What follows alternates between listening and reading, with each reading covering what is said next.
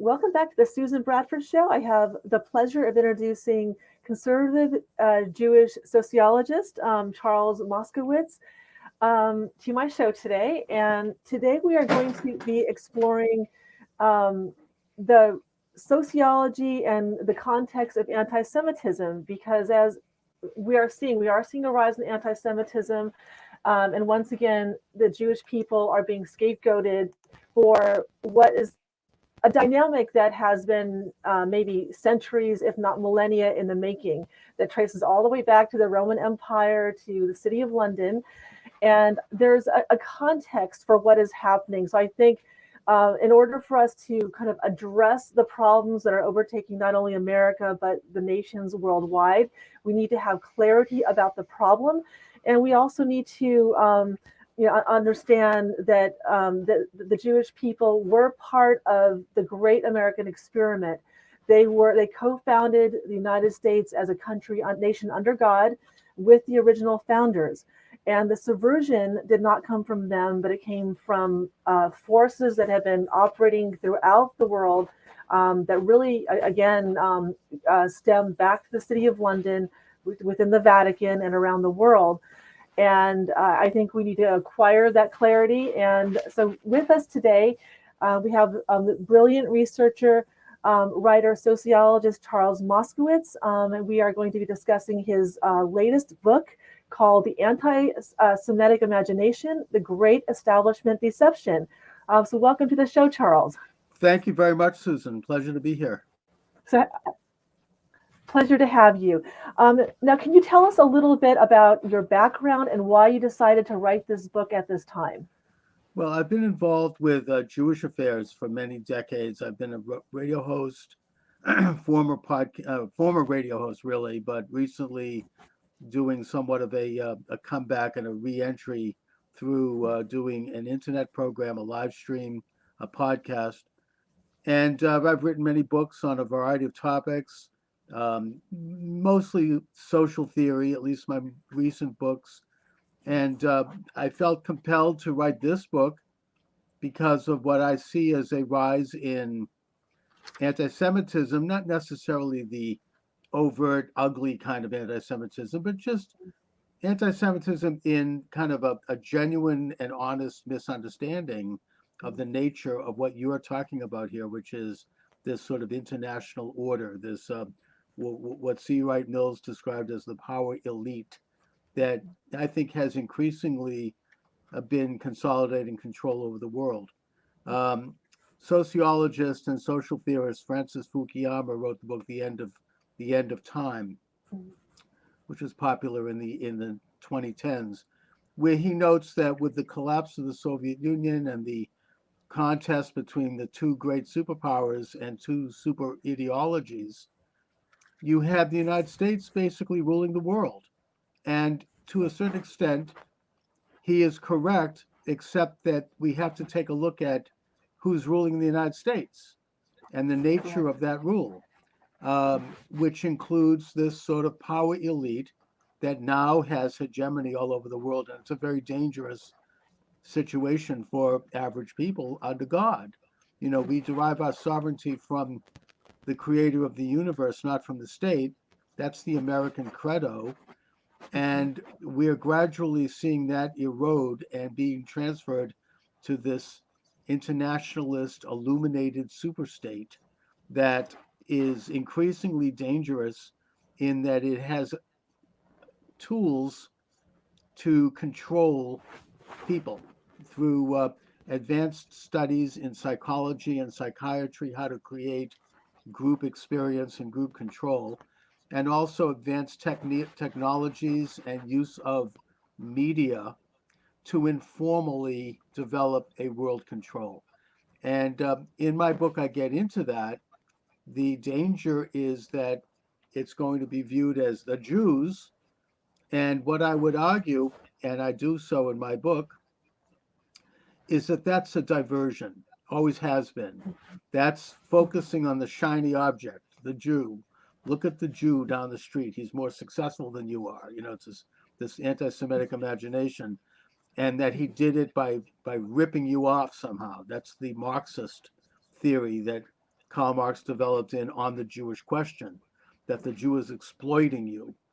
And therefore, you turn your attention to the Jew, and that's recently expanded into attention on Zionism, which is the national religious aspirations of the Jewish people, as a way to divert attention from the actual culprit, which is becoming more obvious every day. And that is this international order that is not Jewish, it's not Christian, it's actually, if you want to get down to it, somewhat pagan. And that we need to, in a sense, understand the nature of that apparatus in order to confront it, identify it, and be free of it, and not get distracted. That's very true. Um, where would you like to start our discovery? And we can go back to the Roman Empire, on how we lost control and what the original religions, both Judaism and Christianity, espoused, or we can, approach the problem from a more modern standpoint. Well, we could go either way, Susan. I mean, your work tends to be looking at, I think, the more modern approach.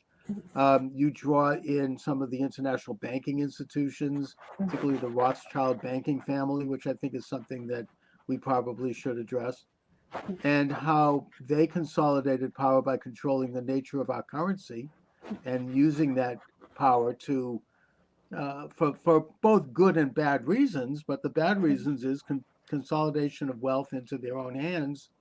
And I generally see the real, if we had to identify a defining moment when the world order really became predominant, um, because there've always been these competing establishments, and there've always been movements to aspire toward world control, going all the way back to Adam and Eve. I mean, this is sort of baked into power. It's a corruption of power, and I think that the founding fathers of this country, regardless of what their connections may have been, by the way, they nevertheless established a system by which we can counter that power through separation of powers into all these different silos, so the powers compete with each other. And they also codified the concept that comes from the Torah, which of course is part of Christianity as well, and that is that all power comes from the creator of the universe, not from the artificial state.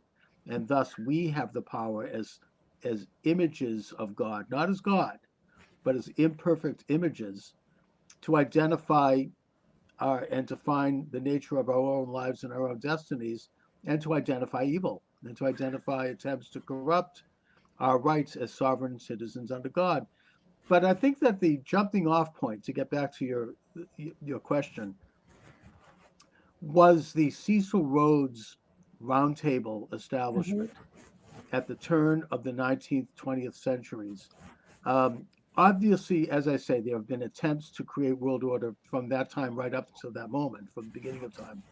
But the Rhodes Roundtables were a coordinated, secretive group of societies that sought to merge the British Commonwealth nations and the United States into an Anglo-American hegemony that would informally rule the world.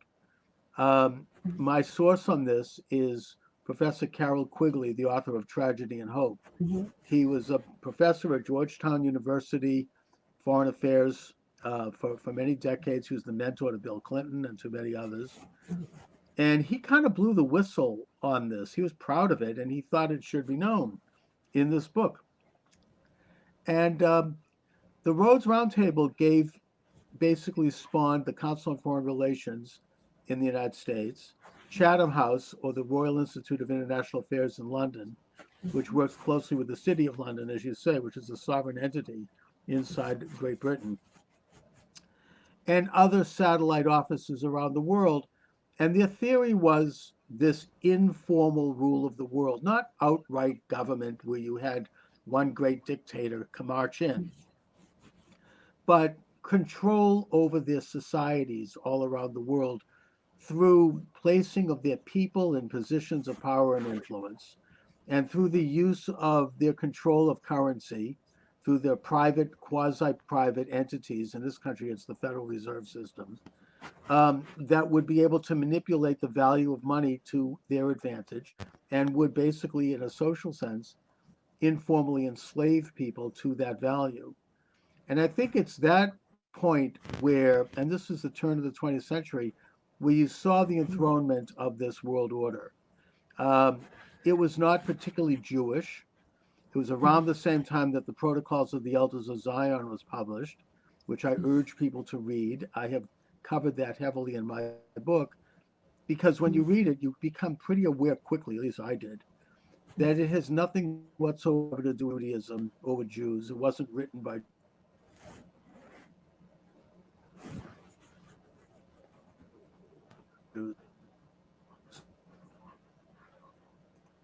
It to do to understand that works. So Yes, there's a little bit of you're frozen on my side, but you um, seem to be having a little. Let me there, I just. think we're. Are you? There you are. We're Um, back.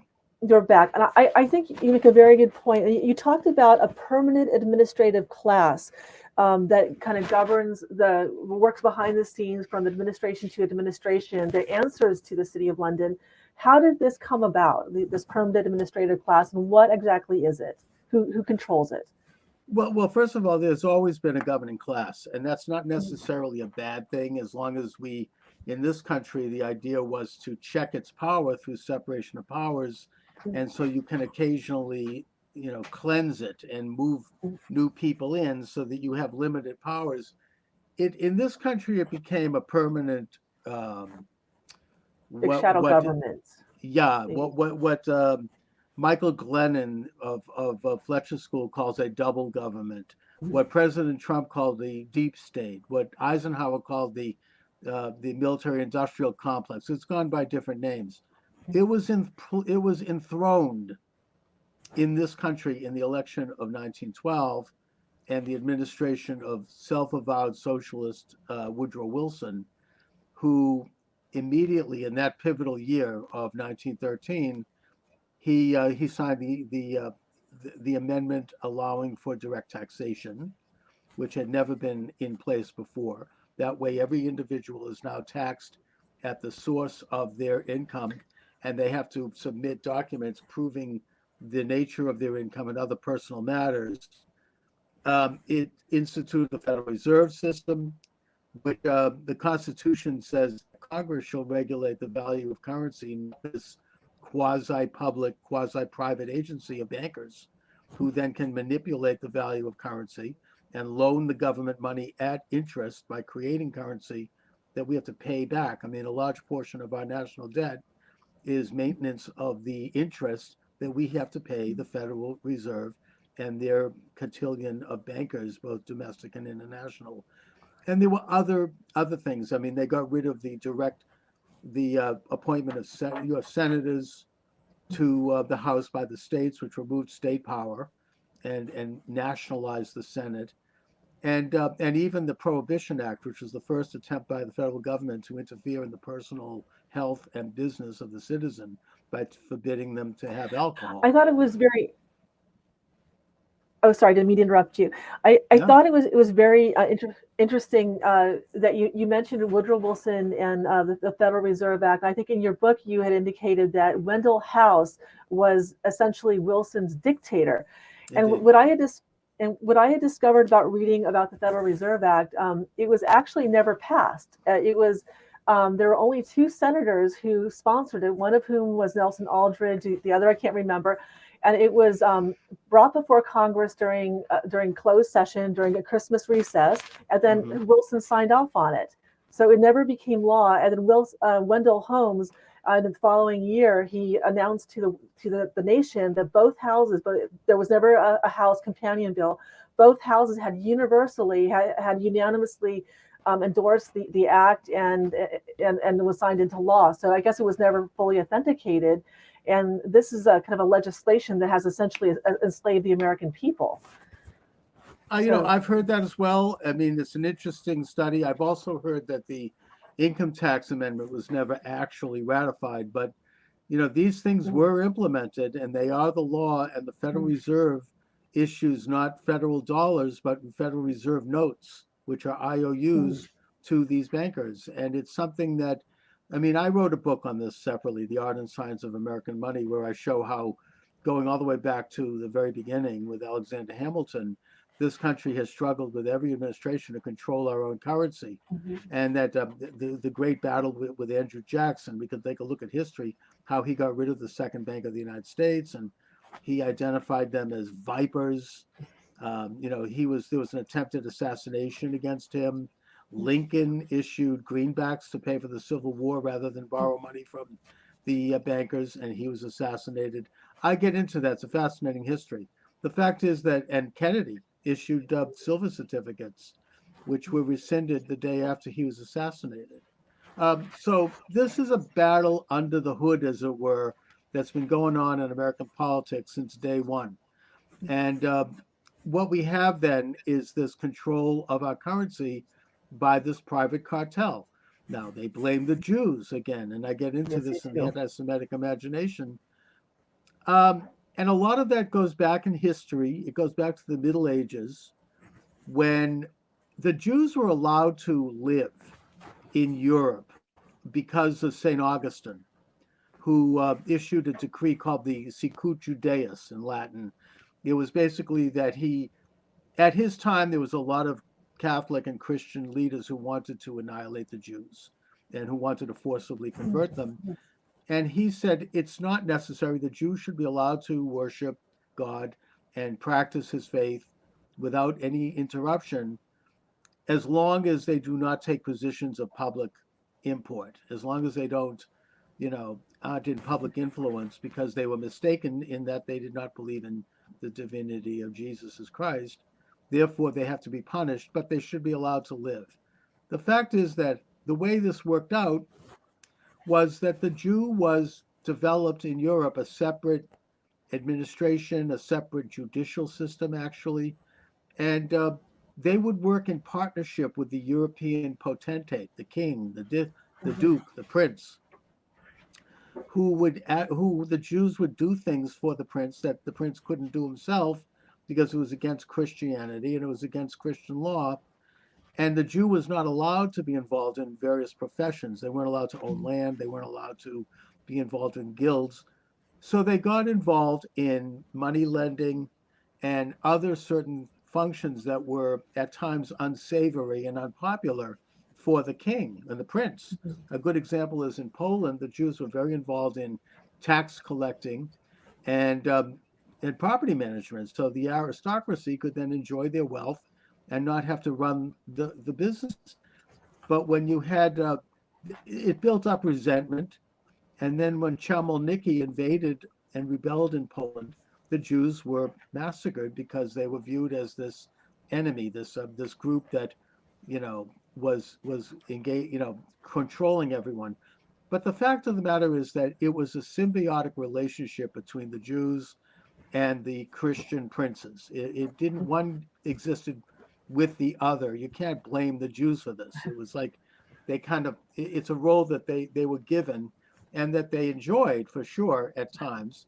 And one of the motivations of the Jews, besides making a few bucks, no question, was that they were buying protection for their own community.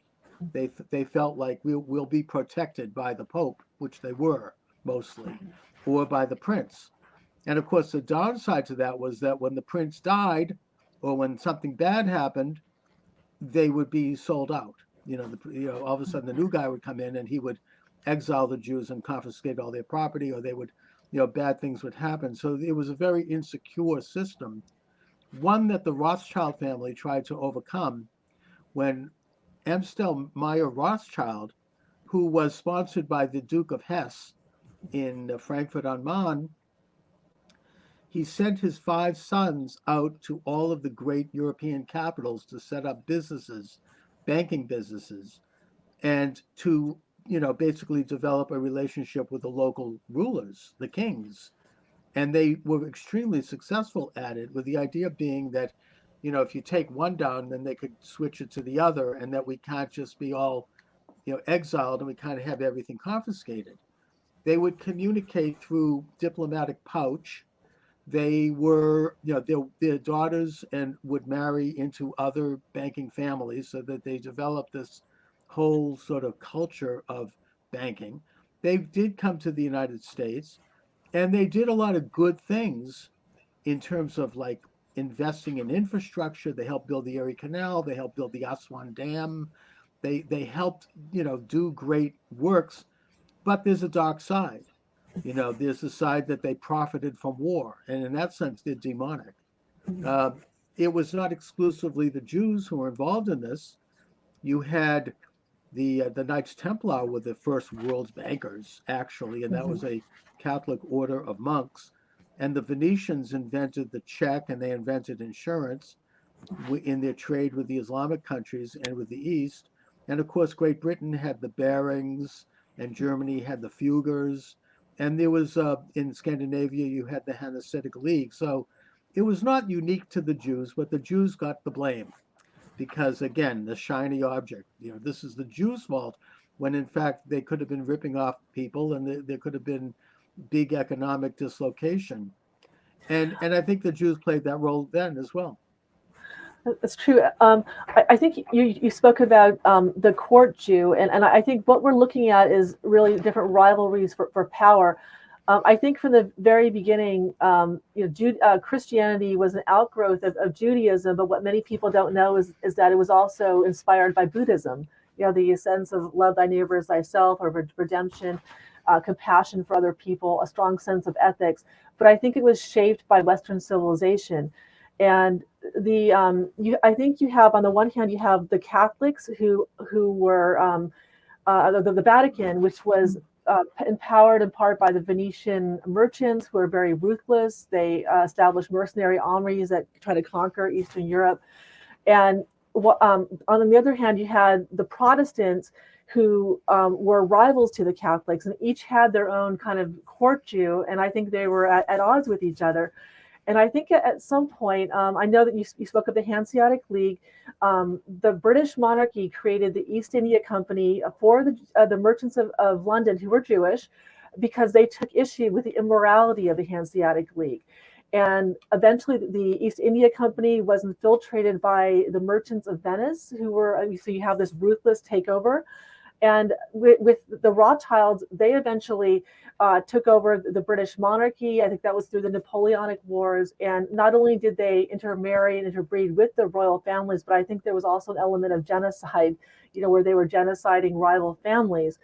And so I think this kind of Rothschild dynamic is a reflection of the fact that it's like a combination of all these kind of negative influence from the Venetian merchants and these uh, Eastern European mercenaries who kind of infiltrated the West and are looking more towards establishing a monopoly on wealth and power with no regard to the Judeo-Christian principles. It's more of a power lust, if you will, and maybe that's how I see it.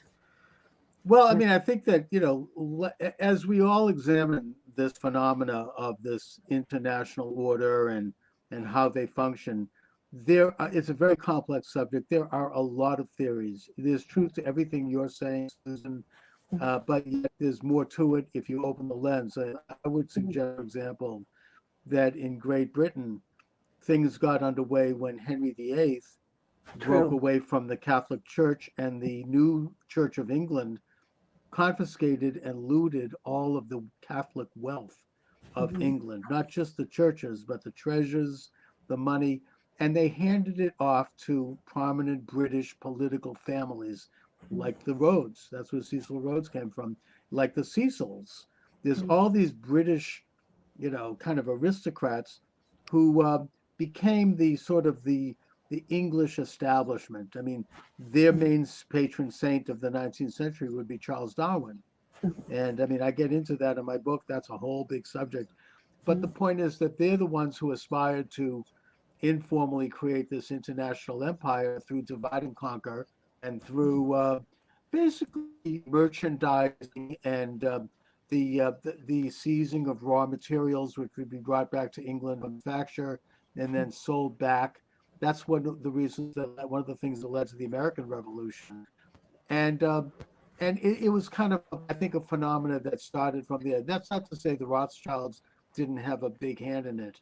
They became very powerful in England, especially, and also in France and Italy and Vienna under each of the family members. There was certainly a contributing factor to the American Revolution because I remember that originally the colonies established their own currency, printed their own currency for commerce amongst themselves and also through with other nations. And once the city of London got wind of this, they outlawed any the rights of the colonies to print their own money, required them to only loan money or to acquire money through lending from the Bank of England. And that created debt. They were able to devalue the currency, which led to widespread unemployment. And in order to get out from underneath the thumb of the British Empire, the American Revolution was waged. So it's our efforts to Oh, establish absolutely. financial independence, That's from right. Fascinating history. A major part of the American Revolution that is not at all discussed in the conventional history books. I mean, Benjamin Franklin actually was in England and he was asked by members of parliament about why America was so successful. And he said, because we have our own script.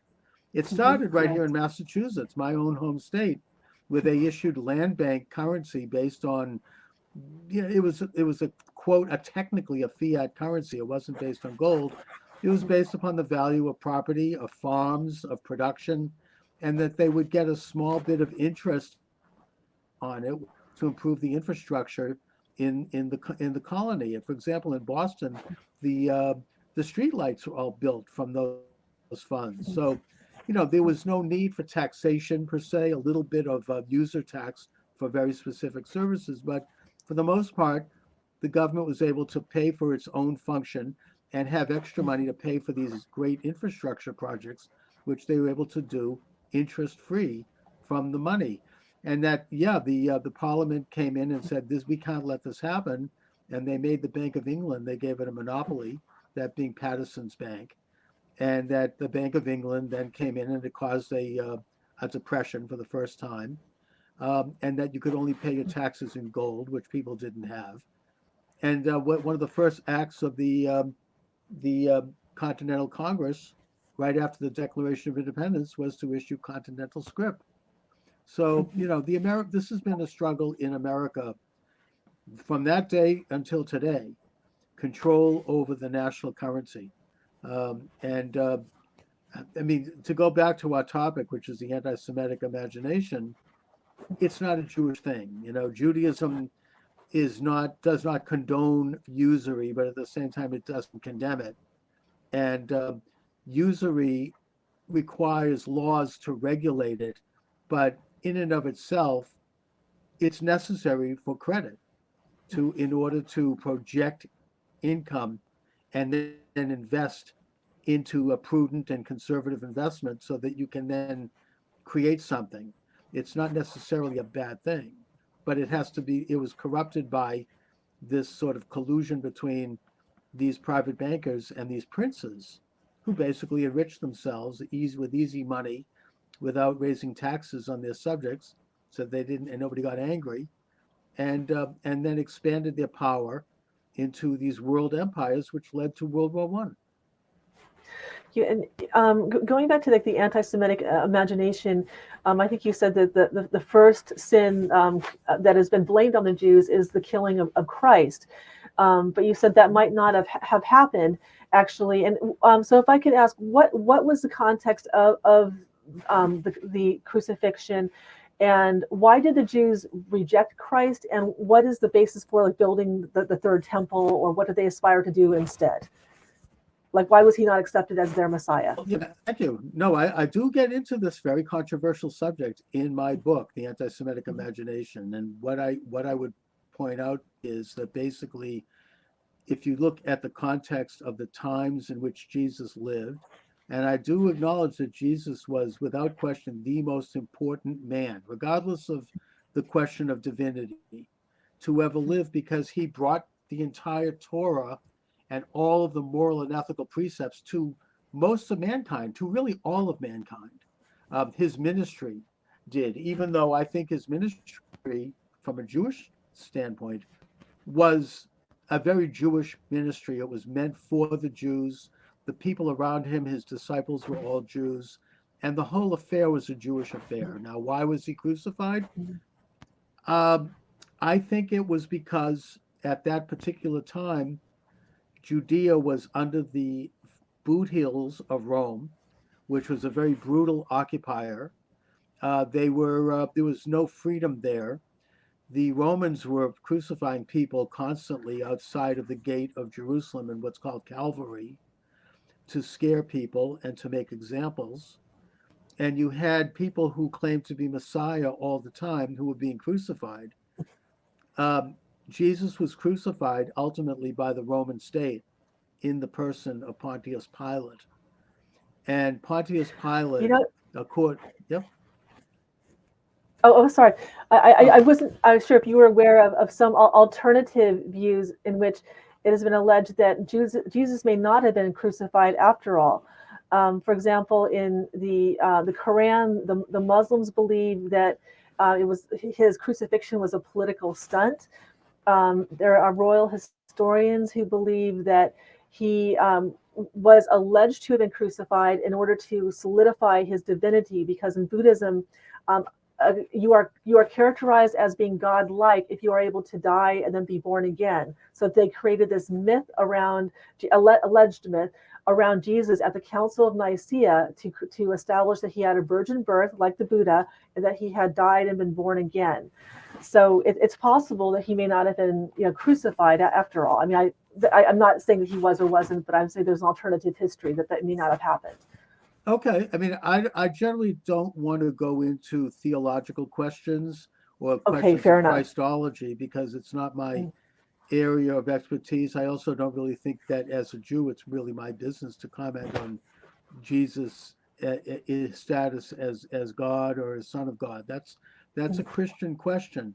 But from a Jewish perspective, we do accept that he was crucified, as do Christians, and that the thing that I think inspires me about that crucifixion, and which has inspired all of mankind ever since, and which was mentioned by William Jennings Bryan in his closing argument trial, which is a speech that should be read. It's incredible. Is that Jesus was the first man to stand up as an individual and Correct. defy the earthly power of the world empire of his day, which was Rome.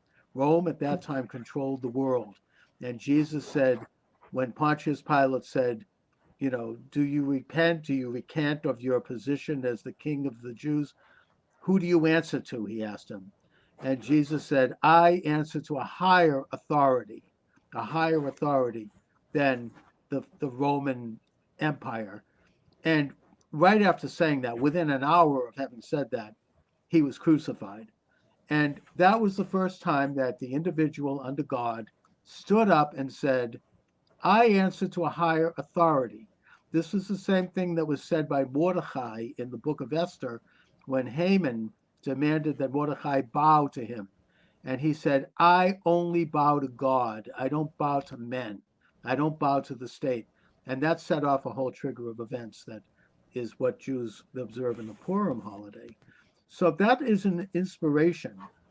And, And it's something that has inspired freedom conscious people ever since that Jesus did this. He set in motion and this idea that the individual stands is answers to God and that we're created in the image of God and not ruled by the state. and that became the basis of the common law, that your rights under God, That's right. essentially, like your That's God-given natural rights. law. That's right. And as far as the crucifixion itself, look, I wasn't there, but I think that there was a great deal of fear among the Jewish community, particularly the Pharisees, who were the intellectuals of the community, that Jesus could lead to a complete total slaughter of Jews by the Romans. They felt that he could cause an insurrection, and that it would result in the destruction of the temple and the complete destruction of the Judean state. Eventually, that did happen anyway, probably about 30 or 40 years after Jesus' death.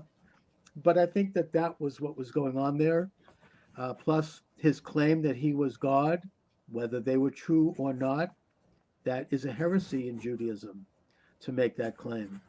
And I think that Catholics need to realize that they've executed a lot of people who were heretic to them. I mean, this is how people acted. I mean, if you look at Jan Hus, for example, the Bohemian uh, movement, the Pope in Rome had him and 250 of his followers all burned at the stake because they were seen as defying the power of the Catholic Church.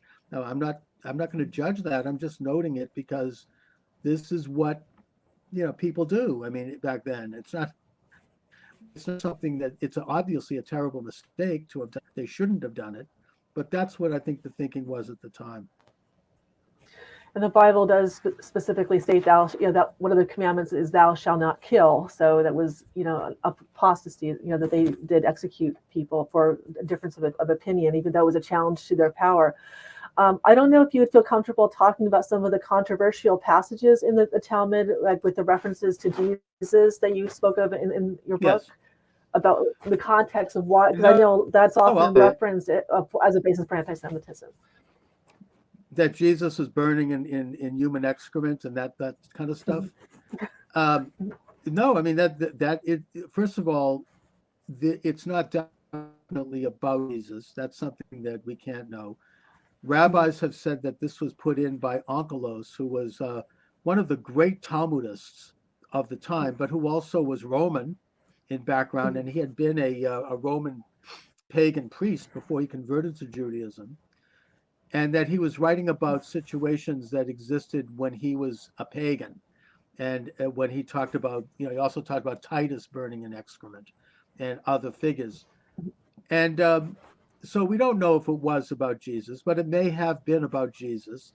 I will only say about that the Pope in Rome was recognized by the rabbis of Europe and of Christendom as the supreme religious power. They honored and understood that. And the Pope in Rome, when these passages were brought to his attention by Nicholas Donin, who was a Jewish heretic, by the way, he wrote to the rabbis and said, remove this material at once. And they did. So it's not in the Talmud, hasn't been in the Talmud for over a millennia. We're talking about like 8th century, 9th century, 10th century, maybe, when this happened. And when the Pope basically assigned Louis IX of France the job of destroying Talmuds, which he did. He burned 13 crates of Talmuds on the grounds of the Chateau de Ville, which is still there, along the Seine. So, yeah, this was a Are controversy. there There some? was, yeah, I'm Oh, sorry. I'm sorry. You cut off for a minute. There are some passages in the Talmud. I'm not a Talmudic scholar, but there are some passages that appear to establish one law in which Jews are to engage with each other, and another law for how they are to engage with others outside the group, which may not be as favorable. Right. Do Jews? Can you provide context to some of that? To what is meant? Sure. I mean, I think that generally, and again, I'm not a Talmudic scholar either. I've only begun to study the Talmud, and it's something that at my age, at this stage of my life, I don't have any patience for. I mean, as much as I respect it and I revere people who do study it, it's a very, very intricate study where you can spend a year talking about whether or not a pin is the right shape, if the angels were on this side or that side, and it's excruciating, but it's important, and it's in a sense the basis of a lot of Jewish skills, especially in the area of law. But and by the way, a lot of Catholic law schools now have Talmudic studies for that reason. But the Talmud is something that was developed by Judah the Prince, Yehuda Hanazi, around the time of the Roman Emperor Marcus Aurelius, because they were friends and they collaborated with each other. And Marcus Aurelius, the philosopher emperor, wrote a book called Reflections, which is still available today. Great thinker. And basically, what he did was he codified what was called the oral law. The oral law, according to rabbinic tradition, was given by God at Sinai along with the written law, which is the Torah, but it was passed on from generation to generation. A lot of people, indigenous people around the world, have oral law. That's not unique to Judaism. But Yehuda Hanazi said we have to codify this because this was after the destruction of the temple. It was after the Bar Kokhba revolt had been crushed. Judea had been renamed Palestine by the Romans to mock Jews by naming it after their worst enemy, the Philistines, and to basically, this was done by Hadrian, basically to declare Judaism as ended. And so they said, in order for us to survive and in order for us to continue the covenant, we're going to have to write down the oral law. So they began to codify the Talmud. And the Talmud is partially the reason it existed was to keep Judaism as a separate nation, living in the house of others as a minority, to maintain the Jewish identity, maintain a system of worship, to maintain the covenant. But part of the ability to do that was to keep Jews separate, not necessarily better than anyone else, but separate. Jews were not allowed to go to these big Roman banquets and drink Roman wine, for example. They could only drink wine blessed by a rabbi because they wanted to keep the Jews from going to those banquets, partially because a lot of corrupt stuff was going on at them, but also to maintain a sort of a separate code of ethics, to maintain a separate system that's more consistent with Sinai. And so as a result, you have a separation. There is people, I think, who are not Jewish see that as somehow, that Jews think they're superior. I don't think so. I've heard a lot of talk recently from people about Jewish supremacy. My thoughts on that is perhaps, but not in the same way that like a Nazi supremacy, that we're better than someone else ethnically or racially. It's maybe more to do with the belief, however misguided, I may add, that we have taken on a little bit of an extra layer of moral code, of ethics, of love, of compassion for our families, of education, and of human value, and which separates us, and I suppose, and some people think, makes us better, but not because we're intrinsically better. It's not a, it's not like a Nazi kind of a thing with a DNA. It has more to do with a cultural sense. You spoke of a tikkun olam, where the Jews are called to be a light unto the nations and to kind of restore God's creation. And you've said that the concept has been misappropriated by the left, Indeed. and it's being used. Yeah, to repair the world by observing the Torah, and by worshiping God. The whole concept of the chosen people is not because we're chosen to rule over anyone else, not because we're chosen to control others in the secular plane, but because we're chosen to worship God. We're chosen to know God and to take on an extra layer of responsibility, which can be burdensome, I might add, in order to be closer to God, in order to make ourselves holier. And thus, by doing so, which we have not succeeded at, to an extent we have at times, but by doing so, or by striving to do to all the nations, so that they can also know God, and that is to God, and bring about, God willing, the era of the Messiah. Um, some of the more modern movements like communism have been blamed on Jews, and I know from my own studies that communism was really an outgrowth of the rational Enlightenment, which rejected God, and it was really based upon Asian logic and other philosophies and influences that had nothing to do with either Judaism or Christianity. And that the Bolsheviks were in fact, they were not indigenous to Russia. These were kind of immigrants who came into Russia from Asia, who maybe identified as Jews or infiltrated Jewish communities. Could you talk about, I know you referenced this in your book, Jews are often blamed for communism and for these different movements that are subverting societies. Can you identify or explain, I guess, what is the basis of Judaism? How is it not really an expression of Judaism? And how did this movement come about, in your opinion? The idea that Judaism is subverting society, that does come from a very specific orthodox strain of Christian thinking, one that's expressed today by Dr. E. Michael Jones, who's been a guest on my program many times. That is that because we're responsible for killing God, and we knew that it was God, we are therefore subverting mankind. We're subverting all society. Um, we exist irregardless of what our relationship was with Jesus or with anyone else. Our covenant goes back to Sinai.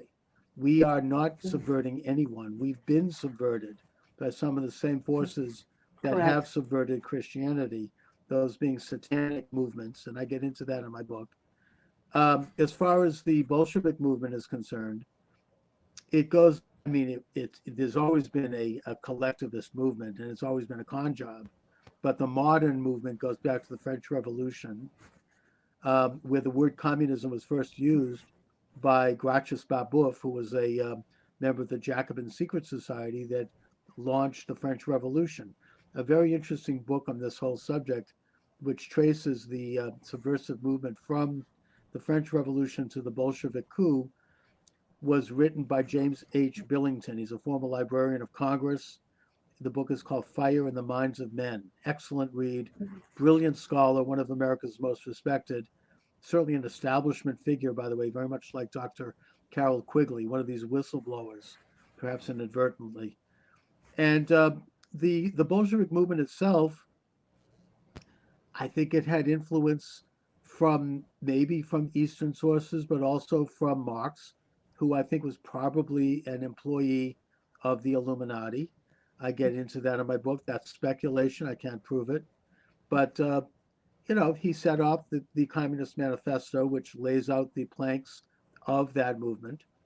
Um, and that the movement was basically, made up of disaffected Russian aristocrats and people like Bakunin, who actually were anti-Semites, putting that aside. But the Jews flocked to that movement in the late part of the 19th century for a lot of reasons, some good, some bad. And the Jews were at the forefront of the Bolshevik movement.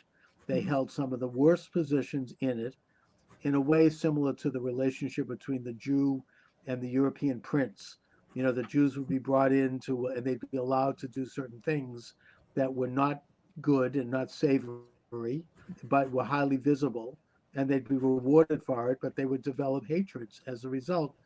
And so, yeah, the world could point to the number of Jews who embrace Bolshevism and say, look, it's a Jewish thing. Now, I would argue that this is a dark stain on Jewish history, something that we need to come and reckon with, and something that we have not reckoned with, because there are still to this day Jews who are continue to believe that there was something virtuous in the Bolshevik and communist movements. Um, And yeah, Oh, yes, sorry. Yes, I think the Russian Revolution led to like the deaths of tens of millions, and communist Chinese Revolution, tens of millions of innocent people. And I know that these were bankrolled by Wall Street, by J.P. Morgan. The descendants of the East India Company were heavily involved with them, and I believe that the movements were also planned and coordinated out of the City of London too. So you're looking at the same kind of agenda. And if I'm not mistaken, I think Woodrow Wilson might have provided the visas for Lenin or Marx, I think, to travel Trotsky. into. It was Trotsky. That's what Yeah. that's who it was. Mm-hmm. To travel into to travel back to Europe. Oh, you're right, because that With was the Russian suitcases Revolution. full of cash. That's right. That's And correct. some of the money came from Jewish bankers like Jacob Schiff. Oh yeah, no, there's no question about it. It is a nasty piece of history that should be reckoned with. You did have some Jews who really did not like Tsar Nicholas II, and that they wanted to help a movement to overthrow him. It was also part of it was to get Russia out of the war in World War One, because one of the first things Lenin did was sign the Brest-Litovsk treaty that ended the Eastern Front. And then the United States jumped into the war. There was a lot going on with that, but yeah, there were definitely financiers. A good source on that is I forget his name, Wall Street and the Bolsheviks, Sutton, Anthony Sutton, a fellow at the at the Stanford Institute who wrote two books that are very good: Wall Street and the Bolsheviks and Wall Street and Hitler. I read both of them, and I agree they're excellent sources. Yeah. And I think the Jews were told that massacring the Tsar and the Bolshevik Revolution was a good thing because the Tsar had presided over pogroms. I don't know if he actually did or not, but that's how the Jewish community was brought on board. And I think Yeah. weren't there Jews working on both sides? Like I think Chaim Weizmann, who helped found the modern Zionist movement, weren't his siblings involved? Some were involved with the Nazis, and they were also involved with working with Stalin to propel the doctors' plot, which was intended to blame the Jews for having doctors kill their Jewish doctors kill their patients, to provide a pretext for anti-Semitism, like to have them blamed for what this I was. don't know enough about that, but I do know that there were Jews on both sides of the Bolshevik Revolution. There were, nationalist Jews. There were communist Jews. As far as Jews involved with Nazism, not so much. I mean, first of all, the Nazis, to their own discredit, anti-Semitism was one of the major planks of their platform. I mean, they believed that the Jewish conspiracy was, to control the world, and that they viewed themselves as the rivals to that. Their anti-Semitism was both political and very much derived from Marx's on the Jewish question, but also it was racial. And they believed that as a race, the Jewish people threatened Germany. So you had a very toxic admixture of crackpot beliefs to make up the Nazi, idea in terms of that. Yeah, I see both Hitler and Stalin as being different faces on the same beast. I understand that Hitler and Stalin were both trained at the Tavistock Institute at the City of London, and then they were installed as part of a divide and conquer, like for these international bankers to kind of carve up Europe, pit the nations against each other, and possibly also have a pretext to establish Israel. And I know that the Jews were promised a state of their own, but the manner in which they went about it, I think, was a little bit maybe not very ethical necessarily. With the Well, first wars of and all, I genocide. don't have any information about whether Hitler and Stalin were trained at the Tavistock Institute, but I will say that the Tavistock Institute is a very sinister topic and one that ought to be studied. I think they had a lot to do with the birth of the so-called counterculture in the 1960s. Um, and I think that Hitler and Stalin, communism and Nazism are basically very similar. They are, in a sense, the flip side of the same coin. I agree with you on that.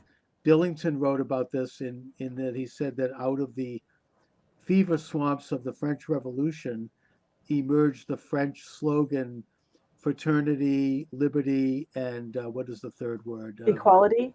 Equality, yes. And he points out that equality would come to mean communism, fraternity would come to mean Nazism, and liberty was the United States. So he saw these three principles as at war with each other, but balancing each other. But the point I'm making here is that the progression of the Nazi movement. I mean, it was very much a socialistic movement. And if you look at the Nazi, I mean, Hitler was probably a communist when he was, a street urchin in Vienna living off of his father's trust fund. And that basically, if you look at the 24 planks of the Nazi movement, it's very socialistic, it's very communistic.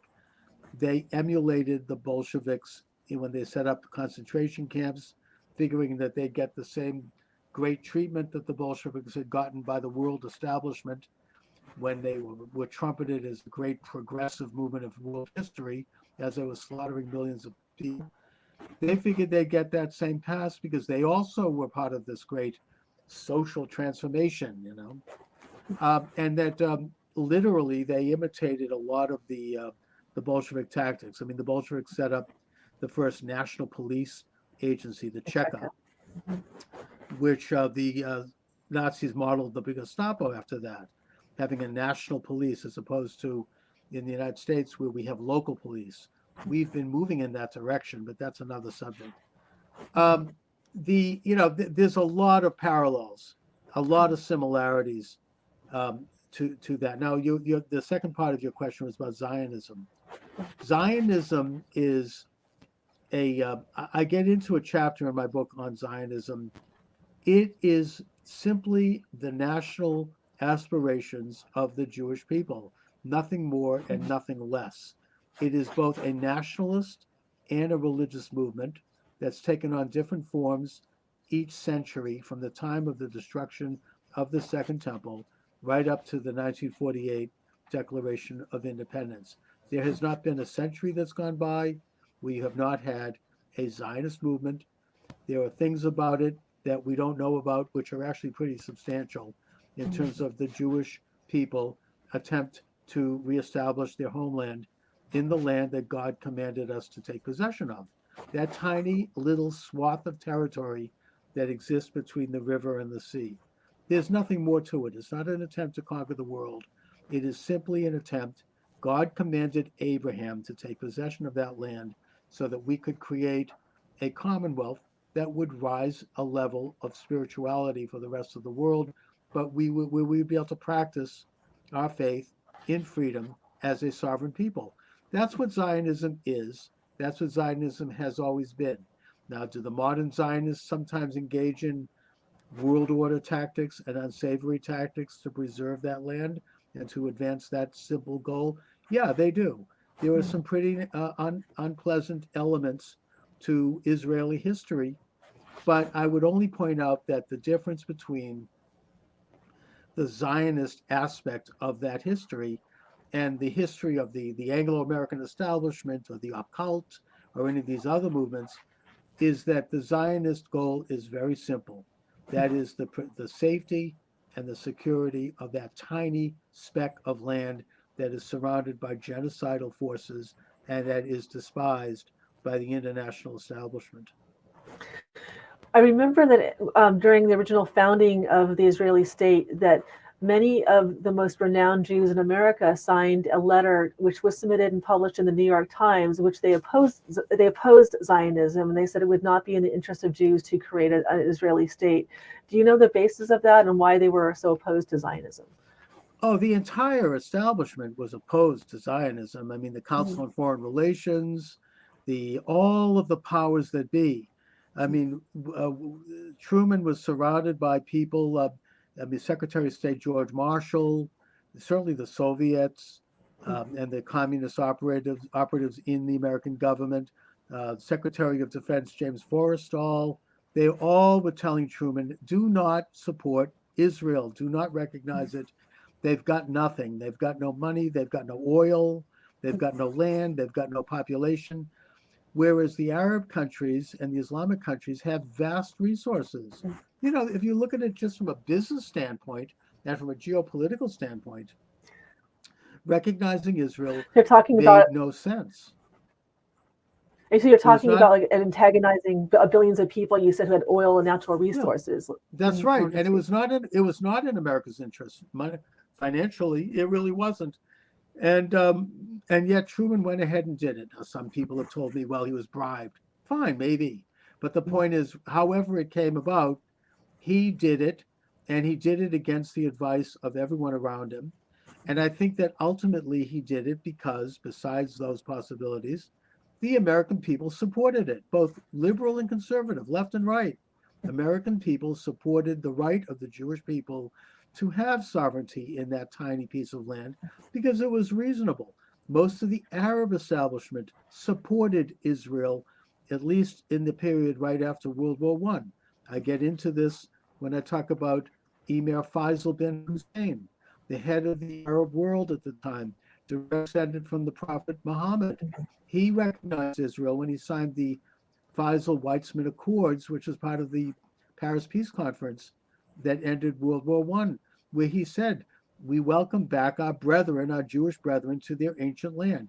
His only basic caveat was that as long as the non-Jewish Arab population had basic rights, and as long as the Islamic places of worship were to be respected and left in the hands of Islamic authorities. Something that Israel has done, not perfectly, but they've tried to do it, and I think that they've gone to great measures to do that. The reason Faisal wanted to recognize Israel was very practical. After World War One, he wanted the Arab nations to obtain sovereignty and to become successful independent states. And he saw the Jewish state of Palestine as a partner in that endeavor because the Jews had modern technologies, they had democracy, they had ability, they knew how to get things done, they knew how to create a modern state. And he wanted them to help the Arab states do the same thing. And they still can. You know, the Arab street needs to wake up and realize that they're corrupt, rotten governments and oligarchies who are very much a part of this world order are selling them a bill of goods. They should look to Israel as an example of a successful sovereign society, as an organic, dynamic nation that puts its own people first, including non Jewish uh, citizens. And they should try to emulate that and do the same. So I think that this is, again, the use of anti Semitism as the shiny object. Pay attention, look over here, don't look at what we're doing. It's like a big game of three card Monte. I think a lot of Americans are concerned with the amount of money that we're giving Israel, especially at a time of growing debt, and that Israel somehow has like an overwhelming influence on our government more than any other nation in the world. And I think that a number of politicians have reported maybe feeling coerced, like they have to support Israel even though they may not necessarily be aligned with its objectives. So I don't know if you'd want to address that or some of the reservations of Americans. I'm not saying I espouse them or not, but just some of the reservations of Americans. Well, I think the reason Israel has that kind of influence in America is because Israel is supported by the most average Americans, and Mm-hmm. most average Americans vote. Most Mm-hmm. average Americans tell their congressmen to support Israel.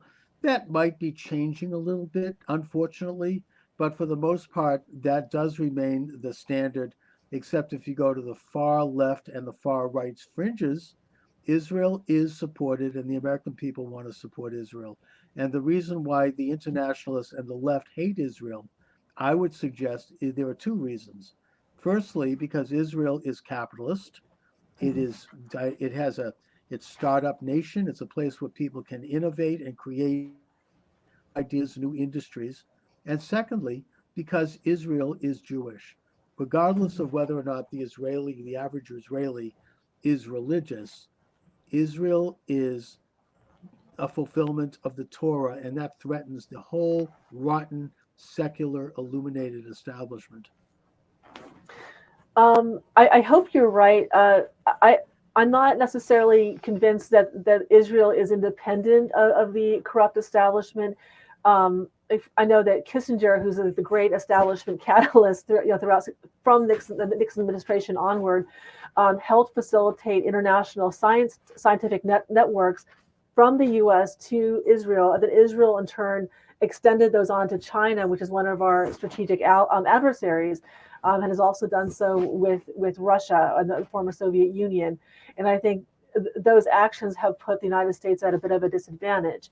So there's a sense that Israel has kind of undermined national security. And I don't blame that on Judaism. I blame that on kind of like the shadow governments that are the transnational networks that are kind of undermining all of the nations worldwide just to amass wealth for themselves. But I think those are some of the concerns. Well, That I think that Israel um, has always part of the Israel has its own deep state, like mhm, the United States does, and it's always been a player on the international order stage. mhm, Again, I mean, some of the things they've done have been pretty bad, but the motivation at the end of the day is preservation of the tiny sovereign state of Israel. Israel has its own foreign policy, and that has at times meant playing footsie with the communist Chinese and with the Soviet Union. It's not the United States. It has its own agenda. It tries to balance a lot of things, and sometimes very, very poorly, and in a way that doesn't even work in any way in their own interests. I would just give one example of that, and that is that after the PLO, which had been trained, financed, and armed by the Soviet Union, mhm. uh, after they were defeated in Beirut, and Arafat and his bloody handed thugs were forced into exile in Tunis, Yitzhak Rabin, invited them back to come into Israel and set up the Palestinian Authority. And that led to the Intifada. Now, why Rabin did this, of course, will never be known because he was assassinated shortly afterwards. But it basically So it didn't make any sense. I mean, it would have been a better idea to help foster local Arab government, get local Arab election, people that might have been more willing to coexist peacefully with Israel, as opposed to this group that sought to destroy Israel. Anyway, so those are terrible decisions that the Israelis have made. I could mention others. I'm very critical of things that Israel's done in the past and still does. I see Israel, maybe rightly or wrongly, but as an extension of the British Empire, or this kind of Anglo-Saxon. Uh, it's like an agent of Anglo-Saxon imperialistic conquest, and that they are maybe using the United States to help them fight proxy wars in the interest of the shadow elite to help them acquire, natural resources, a monopoly on wealth, power, and commercial opportunities. So, and I don't blame that on Judaism, but I think maybe the Israeli state has been used to that end, and that the powers that be might have in turn, used our establishment and the wealth of America to that end. I think there's some truth to that. I mean, the Israelis have played, in terms of the state, not the Israeli people and the Israeli society, but the sort of the shadowy part of the Israeli establishment has played a double game with this same shadow establishment that does exist in the United States, um, and they have engaged in aiding proxy wars. I don't think Israel has territorial ambitions beyond its borders. I don't think that they're seeking to conquer Jordan or Syria or any of their neighbors. I think they like to develop a peaceful relationship with their neighbors, and they hold out an olive branch of peace to them. So I don't think it's a matter of that. I think it's a matter of Israel sometimes trying to play its enemies off against each other with the theory that and that is a British idea, with the theory that they will somehow be left in a more peaceful condition and they won't have one solid enemy that they would have to confront.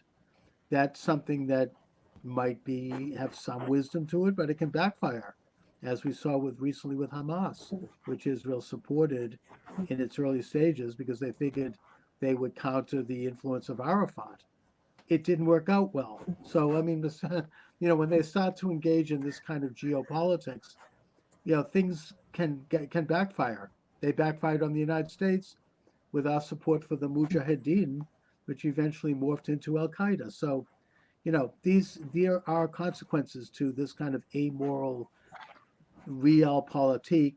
And one of the biggest practitioners of that in the 20th century was Henry Kissinger. No, that's for sure. I guess as we wrap up, what is the what are the plans for Israel, or I guess the Jewish people, for a third temple? What is it meant to achieve? And I guess what kind of what would you tell your fellow Jews? I know, as a Christian, I would want to remind them that I know our institutions have been corrupted. We have the prosperity gospel. We have many expressions of Christianity that have been institutionalized, but have also been corrupted and rotted from within. And I've been very critical of that. I am a Christian, and I know that all of the establishment religions have been corrupted by the same kind of corrosive force. So I would wonder also what you would want to tell the Jewish people about restoring themselves to that faith, and what do you think the audience should know about Judaism, that in areas where they have misconceptions, where they tend to kind of view the Jewish person as the other, and they're not really seeing you in the correct way, if you will. Well, as I started, I mean, Zionism is both a political and a religious movement. Mhm. And so I'll address the religious side of it. The first stage was 1948, Mhm. when David Ben-Gurion declared independence of the Jewish state. The second stage was in 1967, when, after Israel was invaded by Jordan, they counter-invaded and they took possession of Jerusalem and the site of the temple and the wall. And I suppose, religiously speaking, the third stage will be the rebuilding of the temple in Jerusalem. I don't think that Israel's ready for that. I don't think that they have reached a spiritual level for that. I think that ultimately, if that is to be done, and that could take another 1,000 years before it's done, it is going to have to be done in conjunction with the Muslim world. Together, there has to be a Jewish/Muslim building of the third temple. The Jews can't do it alone. They didn't do it alone in the first temple. They did it in conjunction with the Sidonians, which are known in history as the Phoenicians. You could look at the Book of Kings to learn about that, which is an interesting history. They didn't do the second temple alone either. They did it in conjunction with Cyrus of Persia, who is the precursor to Iran. So the third temple as Why is well. the temple so controversial? Oh,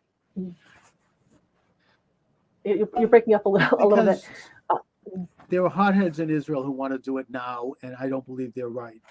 They're in a big hurry to do it and to replace the Dome of the Rock. That's a terrible mistake, and that would trigger World War. And I think that most Israelis are not part of that. It's not wise at this time. It tends to reek of kind of like a secular movement that requires man pushing the hand of God. I think that this is something that's in the hands of God. We have to contemplate and pray and improve ourselves spiritually so that we're ready to know how to proceed, not rush into something like that. I hope it happens. I pray it happens, but it has to be done carefully and again in conjunction with the Arab nations. That's my opinion on that. I think that it's very wise, and I think just kind of to reiterate, the basis for this show too, is that Jews and Christians should, in my view, and I believe that you also share this view, that we should come back to the foundations of our faith and realize our shared humanity, and that we shouldn't be fighting with each other, but we should be united in our shared humanity against this external force that you've described, so that we can sufficiently overcome the force and restore the world to God, within God's image, within the Hallelujah. biblical Yeah. principles. And to find ourselves as citizens and as people under God. Susan, if you don't mind, since we're toward the end, I hope you don't mind if I get in a quick shameless No, plug please here go ahead. for my book, which is The Anti-Semitic Imagination, The Great Establishment Deception. It's available at Amazon.com and Barnes and Noble. And do you have any social media or websites you'd like to share? I was going to get to this. CharlesMoscowitz.com. You can look at my book page. I'm the author of over 20 books on Amazon. And I also do a broadcast on Rumble. I have read your latest book, and I said it's very beautifully written. It's well written, historically accurate. I would recommend it. So absolutely. Well, thank you so much for joining me today. I really enjoyed talking to you, and I hope we can speak again sometime. Thank you, Susan. I really have enjoyed it. Thanks a lot. Thank you. Be Thank well. you. Thank you.